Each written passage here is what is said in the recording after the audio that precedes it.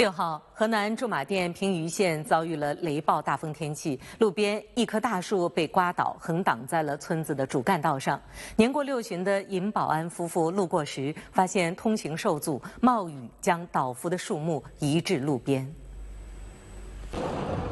当天17点30分，平舆县西阳店镇小尹村突发雷暴大风，路边一棵大树被拦腰刮倒，横挡在村内主干道上，阻碍通行。